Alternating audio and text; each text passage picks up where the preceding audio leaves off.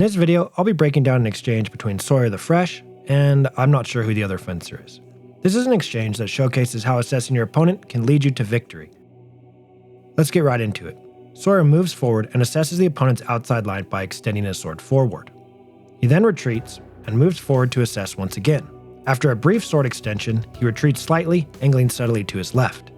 This maneuver likely signals Sawyer's recognition that the opponent's outside line is vulnerable due to his opponent moving his tip too much and his arm not enough. Sawyer moves forward once again, this time testing the opponent's reaction to a disengage from the inside to the outside. When the opponent fails to react, Sawyer confirms his suspicion that the outside line is vulnerable and strategically worth targeting. Having gathered all the information he needed, Sawyer retreats slightly to the left again, improving his angle of approach even better to exploit the outside vulnerability. Now here's where the beauty happens and he puts everything together. He initially moves forward, making it look like he is just advancing forward in the same pattern as before. But this time he feints the forward advance and redirects to the left to fully steal the outside position. Simultaneously, he performs a subtle disengage, keeping his sword poised as a threat to prevent any attack from the opponent while he is in tempo. This also distracts the opponent from Sawyer's true intent of claiming the outside position with his feet. Due to the opponent's lack of reaction when he disengaged earlier, he knew he could comfortably disengage his sword from the inside line to the outside line, gaining in both the outside position with his sword and his feet.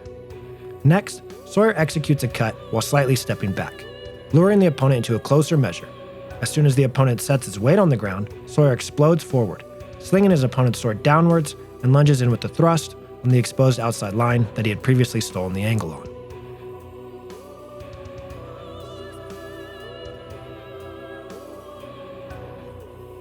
In simple terms, Sawyer moves forwards and backwards while slowly working his way to the left, assessing each time as he moves in and stealing angles each time he moves out. The opponent focused on the forward and backwards motion does not notice the slight angle changes. Sawyer on his last wave in slightly deceives his opponent that he is staying right, but then quickly and subtly shifts left while presenting a threat to give his opponent something to think about other than his feet. Now that he's stolen the outside angle, he seals the deal by flinging the opponent's sword, locking it in tempo, and lunging in on the outside line while his opponent's sword is tempo locked. This exchange demonstrates Sawyer's structured approach. He first assessed and confirmed the opponent's vulnerability on the outside line. He then tested the disengage to make sure his future actions were safe, while setting up a pattern to trick his opponent. Throughout the entire sequence, Sawyer continuously improves his position to ensure tactical dominance. Finally, Sawyer seamlessly integrated all the collected information, resulting in a perfectly executed attack.